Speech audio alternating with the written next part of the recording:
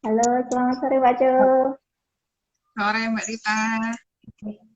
Nah, kalau setiap Jumat kemarin kita ketemunya sama Mas Tutus dan Mbak Ria. Nah, hari ini tampilannya berbeda.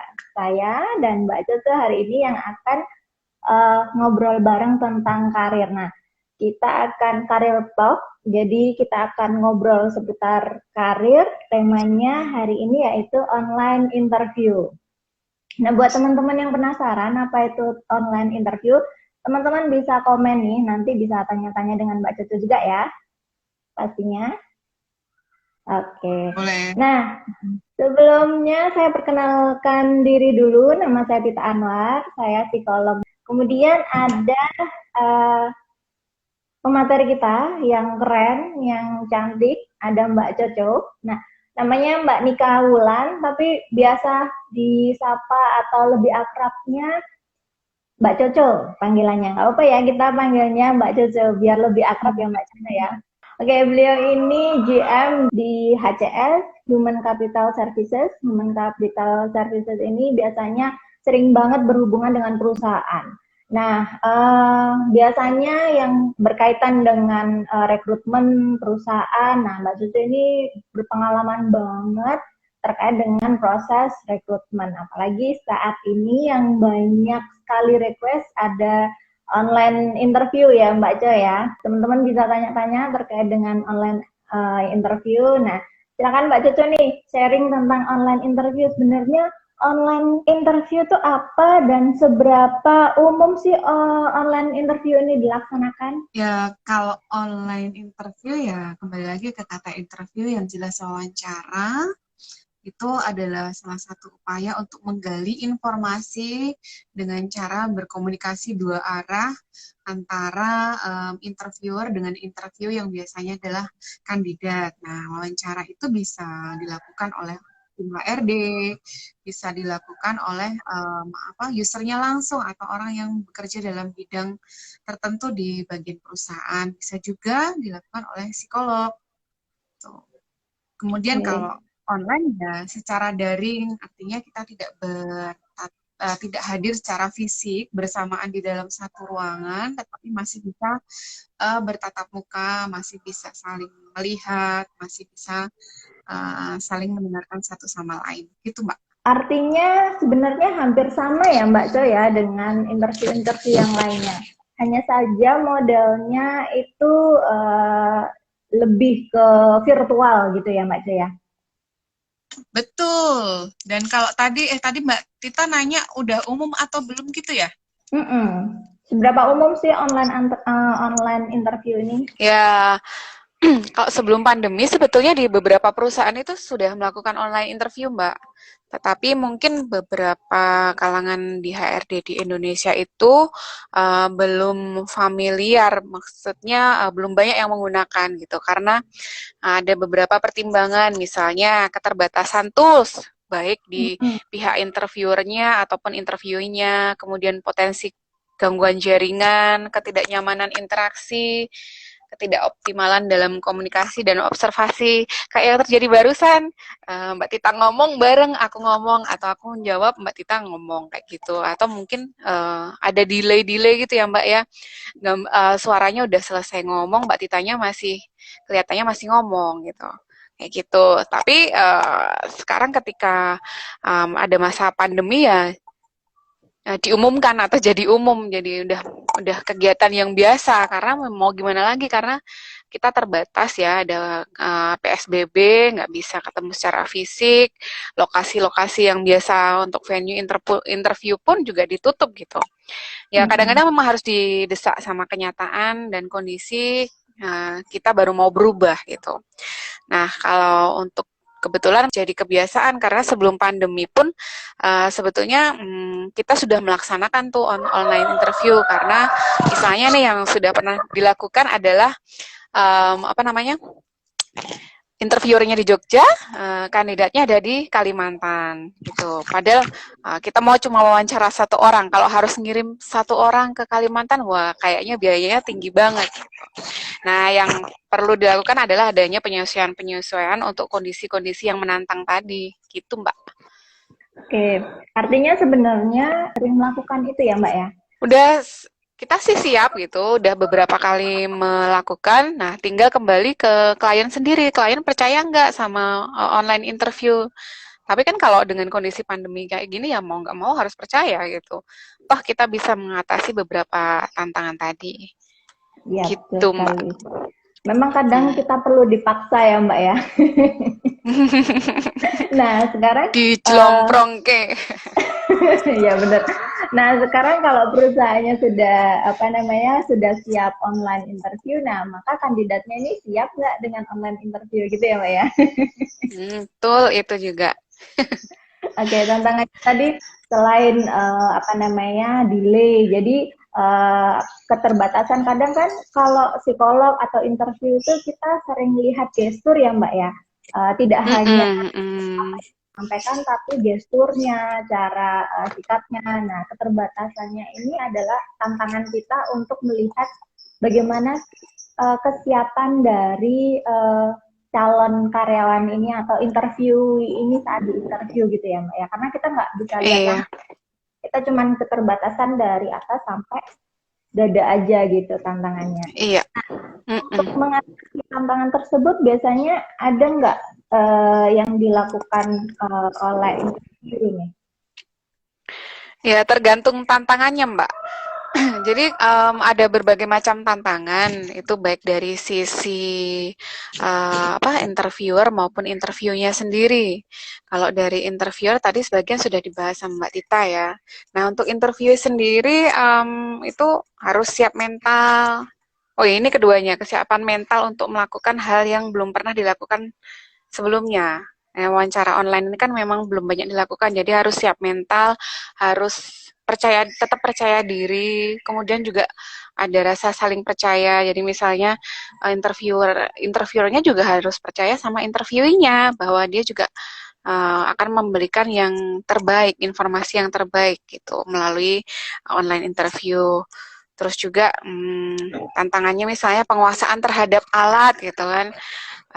Karena memang kita tools utamanya adalah internet, kemudian ada HP atau laptop ya harus menguasai itu dengan termasuk dengan fitur-fiturnya karena masing-masing platform pasti akan berbeda-beda. Misalnya WA call, kemudian Zoom, MS Teams dan lain-lain itu beda-beda fiturnya harus menguasai itu terus kuota yang pasti ya kuotanya jangan sampai kehabisan pas di tengah wawancara gitu kan sayang banget sinyal.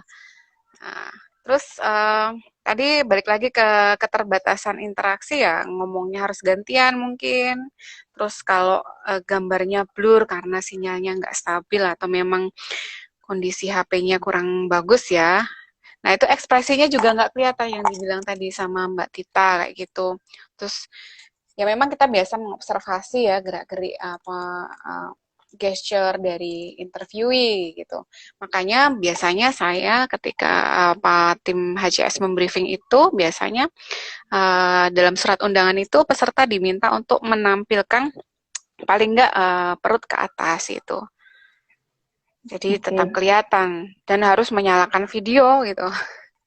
Apalagi ya? Oh ya distraksi misalnya, distraksi visual, distraksi auditory misalnya ada kaum bakso lewat gitu kan.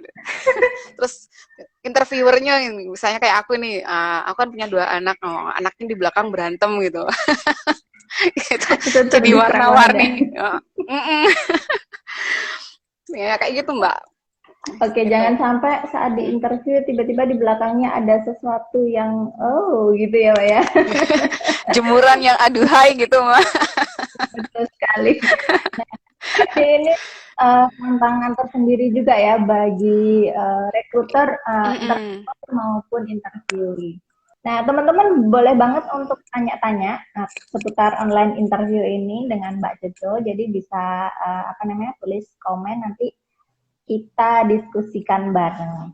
Nah, untuk untuk interview sendiri nih Mbak, kadang-kadang kan kalau selama ini nih interview kan ada sesuatu yang harus kita hindari nih, gitu. Apa namanya? Mm-mm. Paling tidak jangan sampai dilakukan saat proses interview. Nah, Kalau online interview sendiri nih, hal-hal yang perlu dihindari apa saja sih agar interviewnya itu nggak berakhir konyol gitu loh. Jadi, interviewnya biar lebih oke, kelihatan oke, jadi nggak kesan. Itu ada nggak sih Mbak? Ya, karena kondisinya kan memang berbeda ya dengan offline. Tapi kalau saya lebih memilih fokus pada persiapan Mbak daripada menghindari ini itu atau mencegah ini itu. Lebih baik ke persiapkan. Jadi persiapkan, minta dukungan orang di sekitar. Kayak tadi kita mau live ini, aku bilang ke anak-anakku, tolong Ibu kasih waktu, ini mau live IG, tolong kakak adik diam dulu di belakang kayak gitu. Mereka ngerti kok. Terus juga sama kalau teman-teman adik-adik itu biasanya minta ke orang tua tolong dijaga supaya terlalu jangan banyak distraksi gitu. Misalnya tahu-tahu mamanya nyeletuk di belakang, "Woi, mandi woi" gitu. Ini. Wah itu tempat tidur beresin, apa gimana gitu kan, gak lucu ya. Malu gitu ya, lucu sih, tapi malu.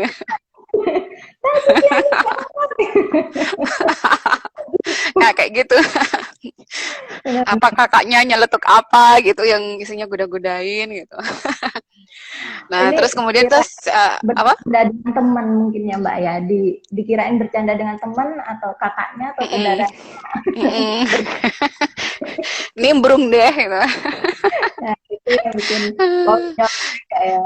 Terus distraksi visual tadi Mbak, yang Mbak Tita sempat singgung gitu, tempatkan diri di lokasi yang bersih dan nyaman gitu. Tidak disambi juga. Bersih dan nyaman itu ya memang ukurannya masing-masing, tapi paling enggak itu tidak ada apa ya benda-benda yang aneh, benda-benda yang memancing apa di belakang kita gitu, yang mengganggu konsentrasi baik kita sendiri maupun interviewernya gitu. Kemudian jangan disambi, misalnya ternyata sambi belanja online apa-apalah gitu. Interview Gitu. nanti ditanyain, bentar Bu, ini lagi flash sale. Atau lagi push rank gitu. Oke, Terus terus jaga ada lagi. kualitas sinyal. Hmm. Jaga kualitas sinyal. Jadi dari pengalaman ini kemarin kan teman-teman HCS itu melakukan seleksi untuk peserta didik baru di suatu SMK di Jogja. Nah, itu teman-teman ada yang lokasinya di daerah dan cukup susah sinyal, sehingga Hmm. kita harus memberikan kesempatan mereka untuk cari sinyal, cari lokasi di mana yang bisa koneksinya stabil, sehingga nanti wawancaranya nggak putus-putus gitu. Isi kuota tadi ya. Kemudian tetap jaga penampilan Mbak meskipun cuman online gitu. Jangan kumel, Hmm. paling enggak ya kelihatan kok mandi apa nggak mandi. Paling enggak ya cuci muka lah gitu ya. Minimal Terus ya, dandan kalau tipis. yang cewek minimal lipstikan. Biar nggak kayak orang anemia gitu. Terus dandan Betul. tipis itu biar nggak kayak wajan penggorengan gitu. Terus pakai pakaian lengkap Mbak, jangan lupa Mbak gitu. Hmm. Meskipun yang kelihatan tuh cuman dari perut ke atas gitu kan. Tapi tetap harus pakai pakaian lengkap. Mana tahu kan misalnya lagi kan tergantung ya. Kadang-kadang interviewer tuh ada yang iseng gitu. Coba ikutin gerakan saya, coba push up gitu kan. Tahu-tahu ternyata di bawahnya pakai kolor gitu kan. Ya Pakai sarung benar-benar masih ya. mending Mbak, pakai kolor gitu kan. Ya Jangan kadang sampai terjadi wardrobe malfunction gitu. kadang interviewer itu punya style gayanya sendiri-sendiri ya Mbak ya. Betul, jadi ada yang serius, ada yang seneng bercandaan, ada yang kayak ngobrol sama temen, gimana lu bro, gini-gini, itu. Ada juga yang galak gitu, nyecor terus gitu, bikin takut juga ada gitu. Terus apa lagi ya? Tetap siapkan dokumen, jadi misalnya CV, transkrip, terus apalah surat apa gitu supaya antisipasi kalau misalnya ditanya gitu kan daripada nanti harus gerabak-gerubuk harus kembali ke kamar nyari-nyari lagi gitu kan karena kadang-kadang memang interviewer menanyakan hal-hal yang teknis juga gitu terus untuk memastikan alatnya berfungsi fiturnya berfungsi dengan baik itu ada baiknya kalau sebelum hari H itu nyoba dulu misalnya sama temannya atau sama saudaranya kayak gitu ya itu terus Sinyal putus nyambung atau tadi apa namanya kita ngomong bareng itu kan tidak terhindarkan ya. Nah itu kalau kemudian itu akhirnya jadi nggak jelas, itu nggak apa-apa teman-teman menanyakan kembali kepada interviewernya, mohon maaf Bapak Ibu tadi yang ditanyakan apa ya? Atau mohon maaf minta penjelasan dari pertanyaan ini maksudnya apa, detailnya seperti apa kayak gitu. Atau misalnya bisa juga dengan konfirmasi dengan cara mengulang kalimat yang disampaikan. Apakah yang Bapak Ibu maksud adalah seperti ini? Nah, kayak gitu. Terus meskipun jarak jauh tetap jaga sikap gitu ya. Jangan misalnya ngupil, nggak sadar ngupil gitu, korek-korek kuping terus dicium gitu. Apa kentut gitu kan tetap kedengeran kan. Kecuali gitu Mbak. ya ya Mbak. Nah, Udah itu. Ini jangan sampai, jangan-jangan pas online interview dikira WA call sama pacar. Oh, Wah, ya itu nih juga. dari Mbak Ria nih. Ya Nanti terus mamanya bilang HP terus gitu. Ya itu ya, yang kadang-kadang kita nggak sadari hal itu. Nah, kalau interviewernya ngajak bercanda, baiknya kita bagaimana, Kak? Ya, Ini itu ada kan pertanyaan nih. lumrah ya. Lumrah ya. Artinya orang itu kan ada ekspresi emosi bahagia, ekspresi emosi sedih, marah, dan lucu itu wajar. Selama bercandaannya wajar ya, it's okay ditanggapi aja gitu. Tetapi harus ada batas-batas kewajaran. Batas-batas kewajaran itu termasuk misalnya batas waktunya. Kalau misalnya udah terlalu banyak bercandanya, mungkin kita Ya, freeze ya. iya. Tadi sampai mana ya? Nah, ini Jadi contohnya. jangan sampai kita Lewati batas waktu ya. Terus batas kewajaran itu juga termasuk adalah dari konten candaannya sendiri gitu. Gojeknya itu mengarah ke yang Gojek yang intelektual, Gojek kere atau Gojek Gojek kere itu maksudnya Gojek yang ringan-ringan gitulah, receh gitu ya. Atau Gojek yang mengarah ke rasisme atau mungkin pelecehan. Nah, itu kita sendiri yang mengerem. Kalau misalnya si interviewer Gojeknya udah mengarah ke hal-hal tersebut ya mungkin ya kita senyumin aja, mohon maaf Pak, tapi mungkin kalau menurut saya berbeda gitu. Itu aja tetap disampaikan karena mm-mm. tahu batasannya ya, Mbak ya. Iya betul itu Oke, Mbak. kalau Jadi nggak apa-apa, lumrah kalau itu. kalau misalnya kita ikutin ketawa asal wajar itu nggak masalah sebenarnya ya. Ya masalah itu normal Mbak. Ya, Nggak normal jangan nanti sampai malahan kalau diem aja. jangan sampai kita sudah interviewnya ngasih joke biar mencairkan suasananya. Terus interviewnya diem kaku kayak robot gitu, bisa senyum. Ya Garing juga. tergantung interviewernya juga Mbak. Kalau interviewnya model jokes bapak-bapak gitu mungkin garing juga. Ya benar juga. Nah, tadi itu Kak Coco bahas tentang menyiapkan berkas-berkasnya kayak gitu. Nah, kayak CV Mm-mm. atau apa berkas keperluan uh, misalnya nanti ditanyakan. Nah, untuk menyiapkan berkas-berkasnya itu kita menyiapkan secara online atau offline, Mbak. Artinya offline tuh kita hanya menunjukkan atau kalau misalnya online kalau pakai Zoom gitu kita bisa Bisa share ya di-share gitu. gitu ya. Lebih baik dua-duanya Mbak. Jadi kita ketika membicarakan satu topik itu satu arah, jangan sampai misalnya dia membicarakan apa, kita membicarakan apa gitu. Jadi better dua-duanya disiapkan gitu. Oke, Itu Mbak. artinya kita menyiapkan kedua-duanya online maupun offline ya. Dia Iya payung Mbak. sebelum hujan. Mm-mm. Iya, Nah ini ada pertanyaan ini pertanyaan. ketika interviewer menanyakan nominal gaji yang kita minta, apakah boleh menyebutkan nominalnya tersebut? Boleh banget dengan nilai dengan apa range ke apa kewajaran ya. Jadi ada baiknya ketika teman-teman itu sebelum wawancara bahkan mungkin sebelum mengikuti proses seleksi itu kepo-kepo dulu. Ada beberapa apa namanya provider yang itu dia provider survei yang melakukan survei gaji di internasional maupun nasional yang membandingkan gaji antar perusahaan, antar posisi juga. Nah, kita memang nggak bisa saklek harus sekian gitu, tapi setidaknya teman-teman tahu range-nya berapa. Ketika posisi sebagai MT itu range-nya berapakah? Mulai dari 1 sampai 3 ya, kita jangan saklek juga, Pak saya maunya 3 gitu. Ya jangan, itu karena tergantung kemampuan atau kondisi perusahaan. Tapi kalau teman-teman udah berbekal informasi itu akan jauh lebih enak ketika nanti pada saat wawancara maupun pada saat offering mau gaji berapa. Tentunya juga harus diimbangi juga dengan apa sumbangsih teman-teman yang bisa diberikan ke perusahaan gitu. Kontribusinya Gitu apa Mbak. gitu ya. Mm-mm.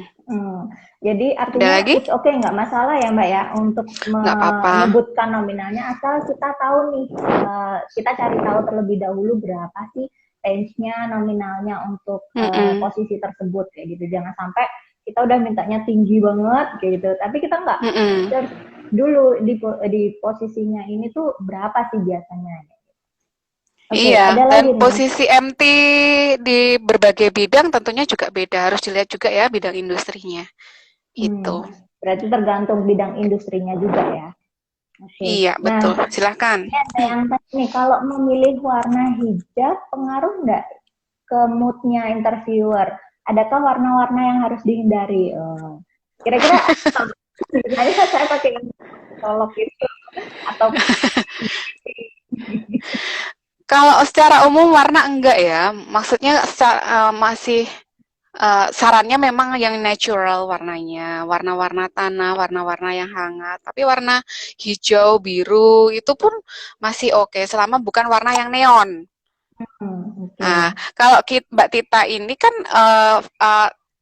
momennya adalah momen training, momen sharing, memang harus kelihatan lebih bright gitu kan.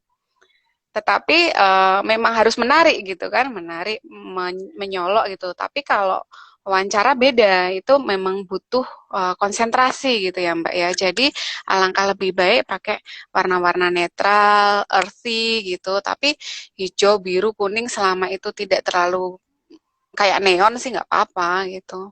Oke, artinya Oke. masih warna-warna soft gitu ya, Mbak ya? Mm-mm, mm-mm. Apalagi, Oke. terus jangan tabrak warna. Ya nggak apa-apa sih tabrak warna kalau dalam dunia fashion atau kamu melamar di dunia fashion gitu. Yang relevan lah gitu. Oke, artinya Kalau kalau melamarnya di tempat lain ya, gimana? melamar di industri kreatif gitu boleh ya, Mbak ya? Menunjukkan Boleh. kreativitasnya kayak gitu.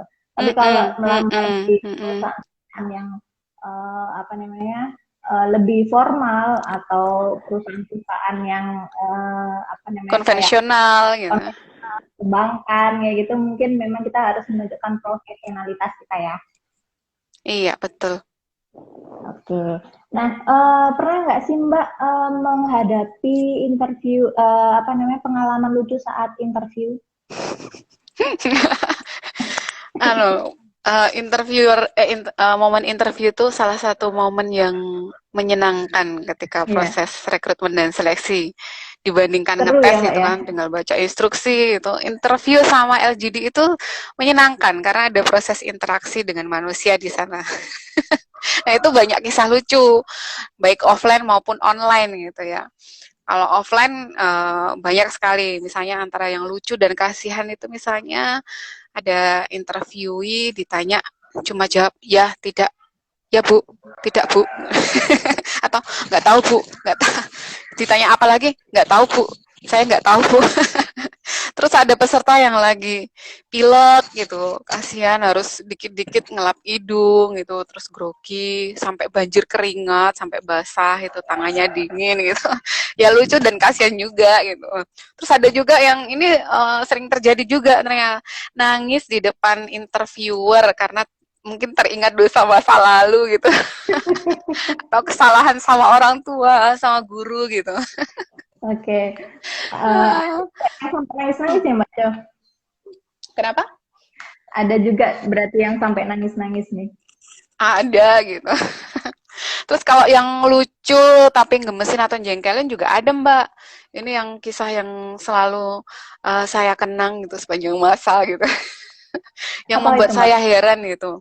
Jadi ada uh, tahap interview yang sebelumnya itu sudah didahului berbagai macam tes, tidak hanya satu kali tes psikotes saja, tapi udah ada bertahap-tahap tes sehingga dia bisa lolos interview dari sekian puluh ribu peserta. Tinggal interview kemudian nanti medical check up. Wow, berarti itu Di sebenarnya jadwal panjang prosesnya. udah panjang, artinya potensi dia tuh sudah besar sekali gitu, persaingannya juga udah ini kan udah kekeh banget gitu kan.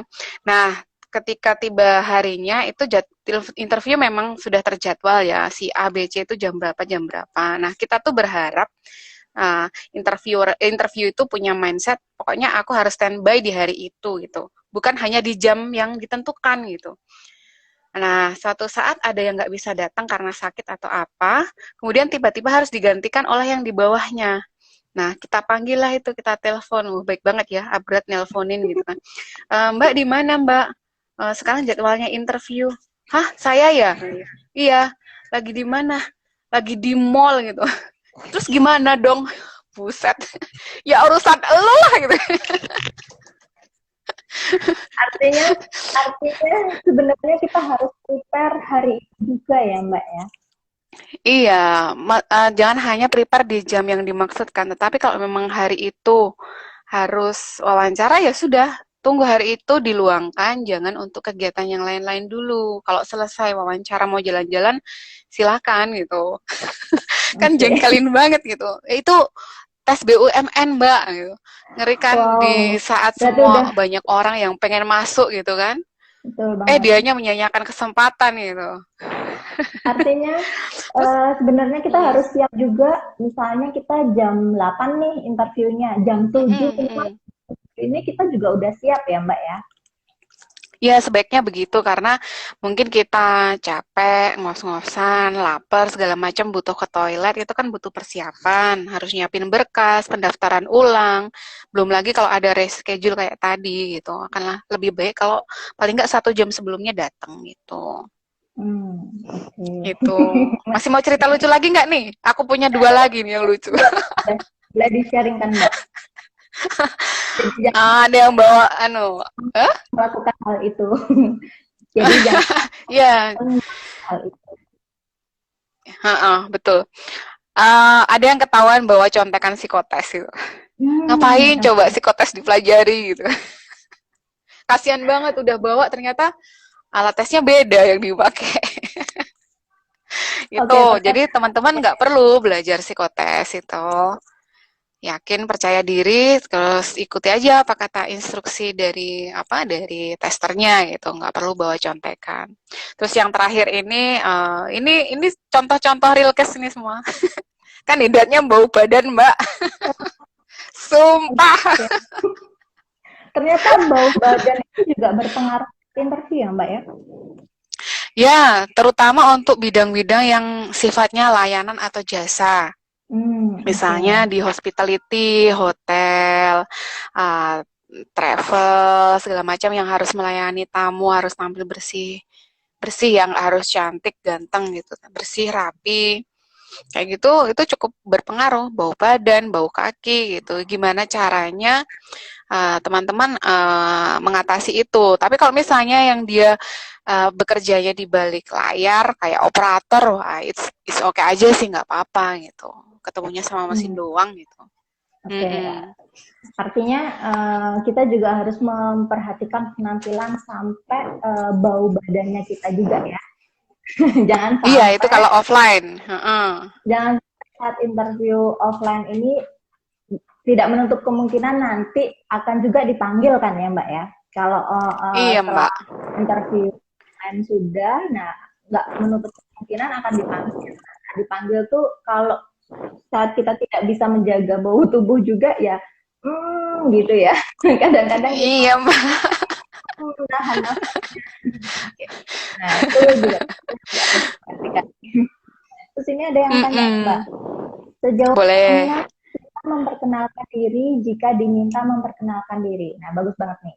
Saat interview kan pasti interviewer nih sering menanyakan, silakan dong perkenalan dirimu saat pertama kali. Nah, Mm-mm, mm-mm, seberapa mm-mm.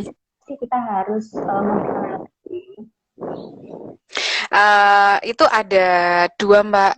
Jadi, adik-adik bisa menjelaskan secara detail apa yang ada di CV, jadi tidak sekedar mengulang membaca isi CV gitu, tapi memberikan penjelasan misalnya punya pengalaman jadi ketua OSIS. Ketika jadi ketua OSIS itu periode tahun berapa sampai tahun berapa, timnya siapa aja, terus event yang pernah dilakukan apa aja, capaiannya apa. Nah, itu kan mungkin tidak tercantum di CV ya, yang sampai detail-detail itu. Nah, itu diceritakan.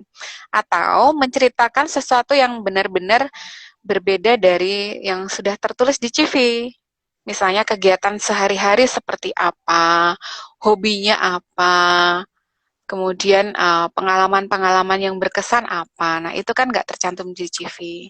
Jadi saya ulang lagi ya, yang satu bisa memberikan informasi lebih detail tentang CV yang dikirimkan, atau dua memberikan informasi yang benar-benar berbeda atau tidak ada di CV, tetapi harapannya itu masih relevan gitu. Artinya kita bisa Gitu, Mbak. memperkenalkan diri biar lebih menarik lagi. Kalau biasanya kalau saya jadi interviewer nih, Mbak, saya seneng Mm-mm. pada kandidat-kandidat yang berbeda, misalnya menceritakan passionnya, value-nya dia seperti apa. Jadi kita bisa melihat nih bagaimana calon-calon ini tuh sesuai dengan posisi yang dilamar nggak sih gitu ya, Mbak ya. Kalau Betul kalau banget. saya biasanya. Jadi, Iya, nah, kayak gitu. pentingnya untuk mengenali diri ini menurut Mbak Coco gimana? Penting nggak sih untuk menghadapi interview? Nah, itu yang paling penting justru itu, karena kan apa proses atau tahap interview itu adalah satu metode untuk saling mengenal satu sama lain. Jadi, eh, ya aku sudah ngetes kamu, aku sudah tahu hasilmu, ya aku sudah baca CV-mu, tapi sejauh mana aku mengenalmu itu kan salah satunya ya lewat ngobrol, Mbak. Kayak perang pacaran itu kan pasti ngobrol gitu kan, apa diem-dieman. Oh, ternyata ada masing-masing ngegame gitu. Jadi itu ya harus mengenal diri sendiri, karena apa yang mau disampaikan saat interview adalah tentang diri kita sendiri gitu, bukan tentang orang lain. Fokusnya lebih Hmm. ke diri sendiri, lebih ke pencapaian pribadi, pengalaman, siapa dirimu gitu misalnya. Siapa Skill dirimu yang itu artinya tidak dimiliki. sebatas ya, tidak hanya sebatas nama, tanggal lahir itu bukan, tapi skill, potensi, apa kontribusi yang bisa diberikan, kayak gitu, pengalaman, kayak gitu. Oke, Gitu. Jadi artinya, yang justru yang paling penting itu pengenalan diri. oke, jadi artinya saat kesan pertama dibentuk itu saat kita memperkenalkan diri ya, untuk interview bisa mengingat dari sekian puluh kandidat yang dia interview, saat perkenalan diri yang menarik lah yang bisa jadi notice si interviewer ya. Bagaimana dia Iya, bisa kalau memperkenalkan dirinya. iya, jadi kalau awalnya sebetulnya malah ketika dia masuk ruangan pun kita sudah mengobservasi bagaimana dia membawa diri gitu kan. Tapi puncaknya adalah pada saat pengenalan diri itu tadi, apa ya, pintu masuk terbesarnya, gerbang utamanya di situ gitu. Oke. Artinya buat teman-teman perlu mengenali diri agar saat proses interview apa namanya selanjutnya tuh biar lebih smooth lagi, lebih kenal dekat lagi satu sama lain karena interview apa proses seleksi ini proses cari jodoh ya Mbak ya. Jadi perlu Iya, mengenal Mbak. satu sama lain. Nah, pengenalannya dari Iya. salah satunya dari proses interview. Nah, buat teman-teman nih yang Mm-mm. pengen kenal lebih dalam lagi, boleh ikutan kita punya program namanya Intensive Career Program. Nah, ICP, Intensive Career Program di mana teman-teman itu nanti diajak nih bagaimana bisa mengenali diri lebih dalam, baik value-nya, passion-nya, kelebihan dan kekurangannya, agar apa? Saat proses interview ini teman-teman bisa banget nih memperkenalkan diri dengan lebih oke lagi, menampilkan diri yang menarik di hadapan interview, bagaimana memperkenalkan diri dan lain sebagainya. Nah, ini ada pertanyaan lagi. Apakah boleh nih perusahaan membatalkan untuk tidak mempekerjakan kita ketika sudah dinyatakan lolos dan ditentukan tanggal bekerjanya, kemudian membatalkannya akibat pandemi dan padahal juga udah resign dari kerjaan sebelumnya? Sudah assignment atau sign kontrak atau belum? Kalau sudah sign kontrak, kalau di luar pandemi, harusnya tidak ya, pasti akan ada konsekuensi-konsekuensi di sana. Itu. Tetapi kalau belum ya berarti itu menjadi haknya perusahaan, itu privilege-nya perusahaan. Tapi kalau sudah dengan kontrak itu kan artinya ada ada bukti partnership atau kesetaraan antara apa namanya, employee dan employer. Di sana akan tertuang itu di pasal-pasalnya, apa tugas, tanggung jawab, konsekuensi segala macam ketika hubungan tersebut berakhir, dan itu juga diatur di Undang-Undang Ketenagakerjaan. Nah, terkecuali dalam masa pandemi seperti ini, memang semua hampir tidak bisa menghindar ya, kecuali industri-industri tertentu ya Mbak Tita ya. Wong istilahnya sing wis nyambut gawe wae di omah no gitu. Saiki kate mlebu wis gak iso, wis gak ono nggon gitu kan. Nah, ya memang harus ada pemahaman dan penerimaan serta kebesaran hati terkait dengan kondisi yang eksepsional ini gitu. Gitu Mbak Tita. Dengan keuangan perusahaan juga ya kaitannya ini ya. Betul. Bisa jadi. Betul. Nah, ini ada lagi yang tanya, Mbak, kalau kandidatnya kelebihan berat badan, apakah mempengaruhi penilaian interviewer? Biasanya iya. Jadi teman-teman memang karena kesehatan itu salah satu komponen utama dalam kelancaran kita bekerja gitu ya. Di bidang apapun gitu.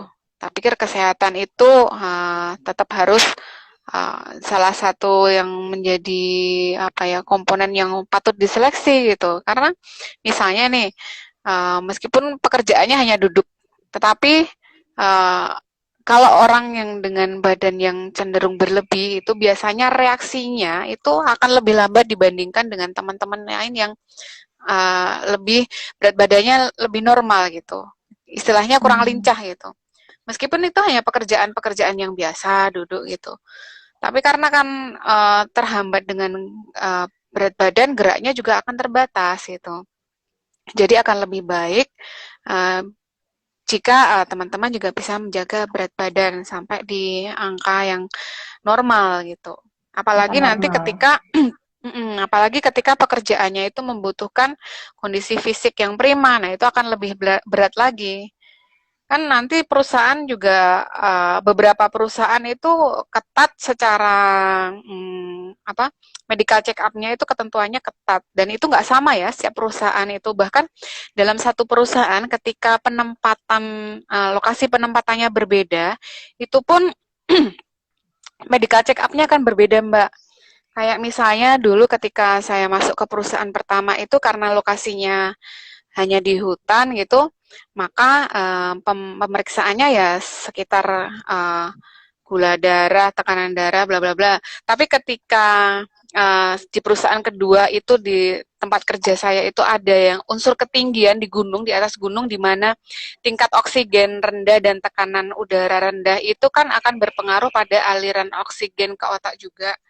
Nah, itu ada scan scan otak tuh ECG atau apa gitu. Nah, itu sama pernafasan itu juga. Nah, itu kan berarti memang harus beberapa perusahaan memang harus memenuhi standar seperti itu. Jadi kalau terkait berat badan itu udah biasanya sih langsung jadi perhatian utama itu. Gitu. Artinya. Dan yang menarik, gimana? Artinya tetap harus diperhatikan berat badannya ya. Betul, Mbak. Dan dari temuan saya waktu saya penelitian itu, anak-anak muda, teman-teman kemarin kebetulan yang kandidat kami itu dari lulusan SMK dan S1, D3 ya. Itu Hmm. mereka badannya kelihatannya bagus-bagus Mbak gitu dari luar, tapi begitu medical check up, oh ternyata banyak sekali kendalanya. Nah, contohnya yang paling banyak adalah dari kolesterol dan paru Hmm. Mbak. Jadi, nah itu pengaruh dari pola makan dan gaya hidup. Kolesterol ya jajan-jajan gorengan segala macam gitu, apa aja masuk Hmm. gitu. Nah, kemudian yang paru-paru ini akibat merokok dan begadang. Nah, itu. Nggak tahu kalau Hmm. penelitian yang terbaru ya per 2020 ini seperti apa. Nah, saya nggak tahu gitu. Mungkin salah satunya COVID, Mbak ya. Nah, itu juga. Itu merusak paru-paru. Ya, jadi banyak perusahaan, terutama BUMN ini juga ada medical check up-nya ya Mbak ya. Terutama yang paling standar itu kolesterol. Nah, kalau kolesterol ini kan penumpukan dari kita makan-makan selama ini, jadi perlu dijaga untuk teman-teman. Udah rasio-nya oke, pas medical check up kolesterol tinggi, nah, bisa jadi. Nah ini kasus juga sama seperti yang saya dampingi. Nah, jadi di karir badi saya mendampingi salah satu kandidat waktu itu sudah diterima di salah satu perusahaan BUMN. Udah interview lolos, tinggal medical check up. Terakhir nih Mbak, medical check up-nya ternyata gagal. Terus waktu saya gimana apa namanya proses seleksinya, dia sempat down 2 minggu, jadi nggak menghubungi saya dua Hmm. minggu. Mm-mm. Kemudian Mm-mm. akhirnya saya tanya kok nggak menghubungi gitu, saya tanya, dia bilang iya mbak saya gagal di medical check up kemarin padahal udah lolos interview tinggal medical check up karena kolesterol saya tinggi gitu jadi gagal. Jadi Mm-mm. sempat down sekali terus akhirnya ya udah uh, saya dampingin lagi oke alternatifnya apa alhamdulillah terus dia menjaga pola makan dan lifestyle-nya diubah sekarang udah diterima di perusahaan swasta tapi lumayan multinasional gitu. Artinya tetap Iya, menjaga pola makan, tubuh, terus lifestyle itu juga penting ya Mbak ya. betul, betul banget. Jadi nggak cuma sekedar 1 hari puasa sebelum check up gitu, tapi juga jauh-jauh Nah, hari sebelumnya. oke. Banyak yang Gitu. kayak gitu soalnya. Nah, ini ada yang tanya juga, kalau HRD-nya lupa Mm-mm. tidak memberitahu lolos atau tidaknya interview kita, solusinya gimana ya? Hmm. Ya, di tengah zaman keterbukaan gini memang ada beberapa perusahaan yang memilih tetap untuk tidak memberitahukan yang lolos. Jadi pengumuman biasanya hanya yang lolos aja.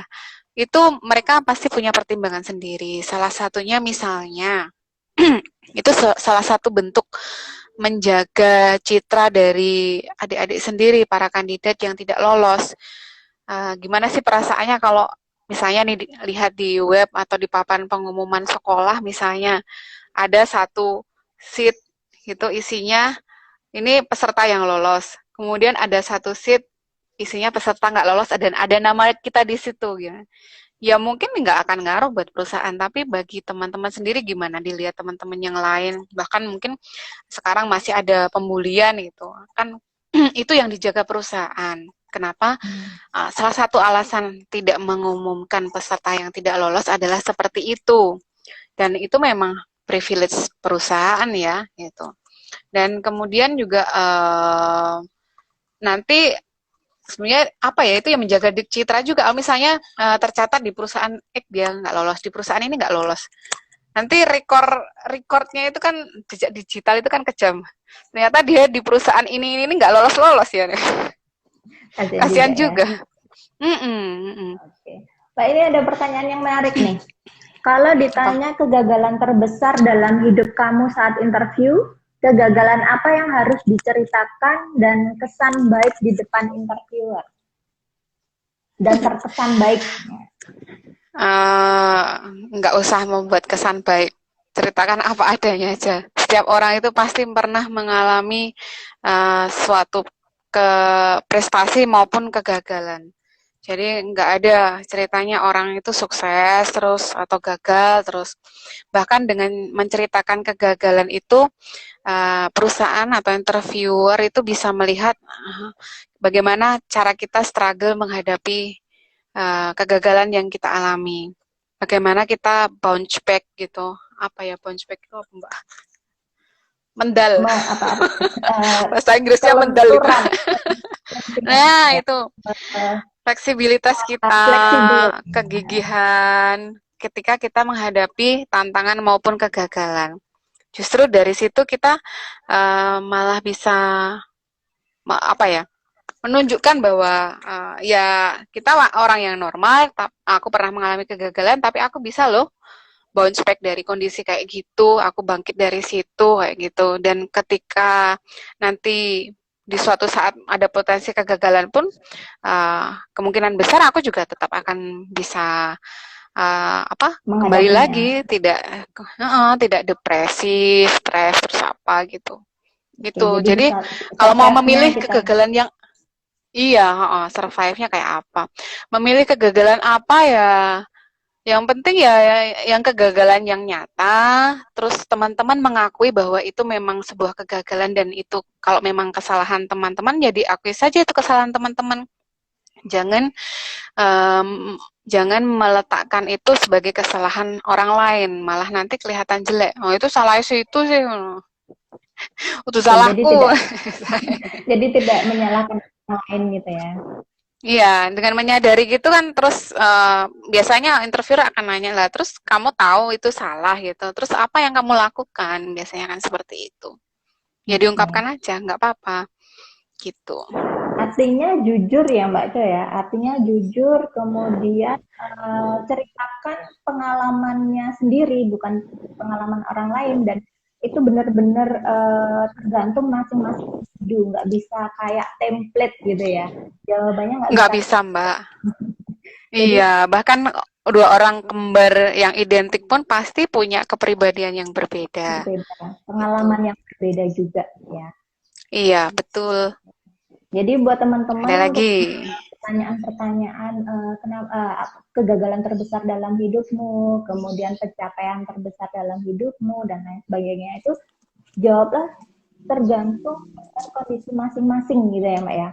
Kondisi masing-masing teman dan ceritakan bagaimana kalian bisa menghadapi hal itu gitu.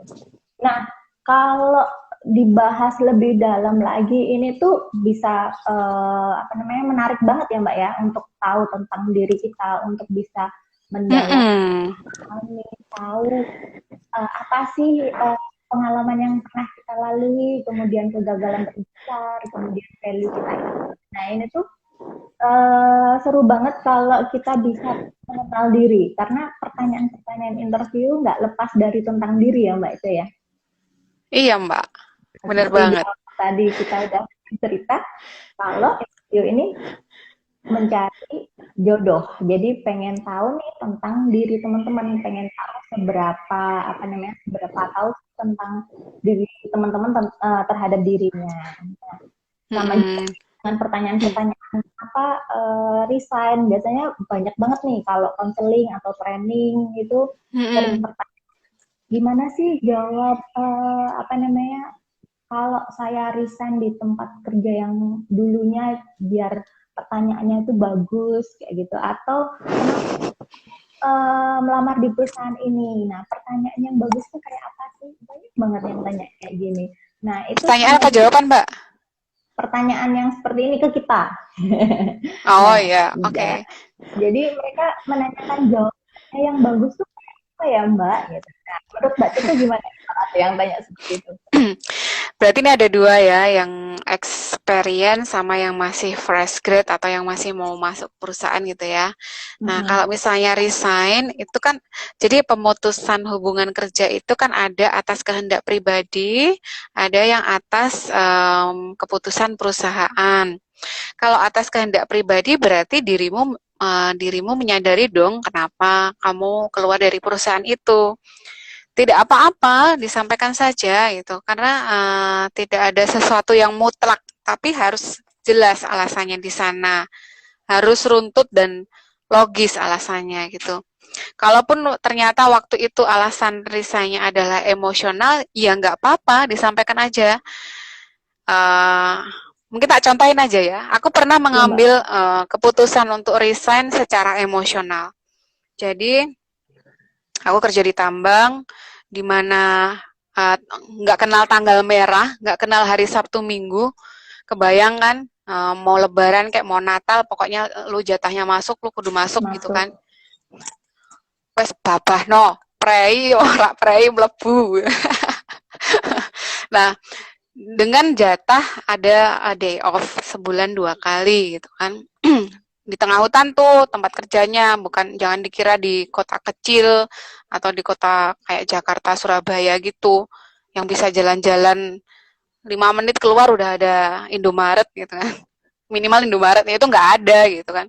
Kalau mau keluar ya harus naik mobil, dianterin sopir, pulang waktunya juga harus dibatasi. Bete banget Mbak gitu. Aku kerja kerja capek, pengen hiburan, kok susah amat sih gitu. Mau keluar harus dikawal kayak apa aja, kayak masih anak kecil gitu. Akhirnya aku sebelum resign aku udah upaya dulu nih untuk minta dimutasi ke tempat yang mungkin lebih layak dan nggak terlalu mengekang. Meskipun sebetulnya ada alasan lain juga sih, alasan teknis pekerjaan yang nggak bisa aku sebutkan gitu.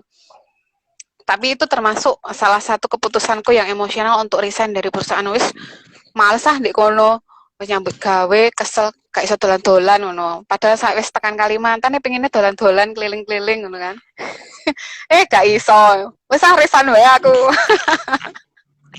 Ya itu tak sampaikan kenapa saya resign. Saya sampaikan juga bahwa ya aku resign secara emosional karena masih anak muda waktu itu, masih pingin dolan dan sebagainya gitu. Ya menyesal sih, tapi kan tidak akan dilakukan lagi untuk mengambil keputusan secara emosional gitu. Gitu. Oke. Tapi kalau keluarnya karena case PHK, ya mau nggak mau itu kan ada catatan dokumennya Mbak. Ya tetap baik harus jujur. Misalnya karena mencuri atau apa gitu, terus di PHK gitu. Ya harus diakui saya di PHK karena ini. Beda lagi kalau di PHK karena pengurangan karyawan kayak kondisi COVID kayak gini kan lebih agak prestis gitu ya Mbak ya. Daripada di PHK karena mencuri. Yang penting bahwa teman-teman mengakui dan berjanji dan memastikan tidak akan terulang lagi gitu. Jadi ada pernyataannya di situ. Terus tadi yang fresh grade, kenapa masuk ke perusahaan ini ya? Itu sebenarnya experience juga bakal ditanyain juga sih. Ya itu kaitannya kayak perjodohan kan Mbak. Kayak kita misalnya mau kenal orang pasti kepo-kepo dulu lah. Kalau sekarang kan zamannya ada IG, ada Facebook gitu kan, ngepo-ngepoin dulu medsosnya, namanya siapa, kesenangannya apa, kenapa sih kok pengen kenalan gitu. Nah itu sebaliknya juga perusahaan pengen tahu kenapa sih kok teman-teman pengen kesini gitu. Apa dari sisi perusahaan yang menarik menarik teman-teman sehingga mereka mau melamar. Nah, di situ perusahaan itu kan ada upaya untuk mencocokkan entah itu pola kerja, kemudian budaya, kemudian value yang dimiliki antara perusahaan dengan kandidat. Contoh aja misalnya gini, teman-teman punya value nanti dibahas sendiri ya. Kalau kepo value itu apa? Ikut acaranya Mbak Tita. Ikut ICP, Punya Intensive value, Career Program. ya, punya value religiusitas yang cukup tinggi. Tapi teman-teman melamarnya di perusahaan yang mungkin sebutannya hedon gitu ya. Misalnya apa ya? Pabrik minuman keras misalnya. Otomatis itu kan nggak fit ya antara value pribadi dengan value perusahaan. Nah itu kan momen wawancara adalah momen mencocokkan itu. Makanya akan ditanya, kamu orang yang religius dari tidak hanya dari kata-kata dan sikap, tapi juga dari penampilanmu pun religius. Tapi kenapa kok mau kerja di pabrik rokok misalnya, atau di pabrik minuman keras, atau di klub malam kayak gitu kan? Curious dong interviewernya. Nah kalau nggak cocok nanti sebenarnya teman-teman sendiri juga yang akan menderita lah istilahnya kerja di situ karena memang nggak sesuai dengan dirinya, bukan gue banget gitu katanya kalau orang Betawi bilang. Itu Mbak. Jadi ya sebaiknya memang sebelum wawancara itu mencari informasi tentang perusahaan.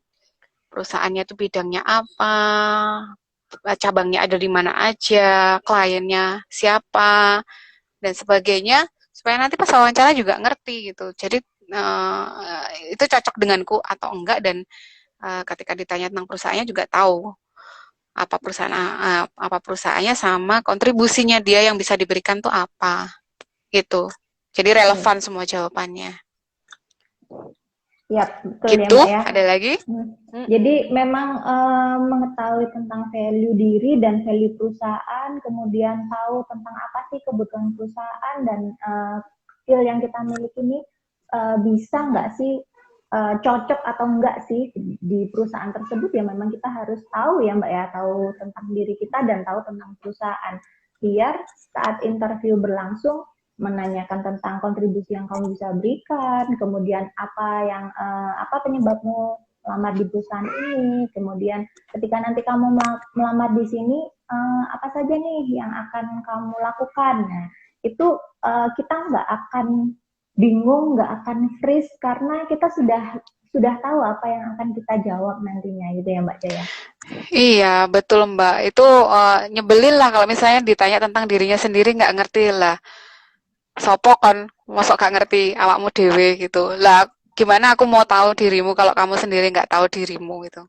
Oke, jadi orang yang paling mengenal diri kita ya diri kita sendiri ya. Karena waktu kita terbatas, kurang 1 menit lagi, ya ampun nggak terasa ya Mbak Coco ya. Iya Mbak, itu masih ada satu pertanyaan itu sebetulnya. Iya, belum terjawab nih. Pertanyaan yang bagus dan pertanyaan. Ditanya HRD, kasih pertanyaan. Nah, ini nanti mungkin bisa ikut program itu, jadi kita kasih tips and trick bagaimana sih menghadapi interview dan lain sebagainya ya Mbak Co ya. Iya, sebetulnya bukan tips, bukan ngetrik ya, kita cuman gimana cara menyampaikan apa yang kita punya dengan cara yang baik dan benar gitu.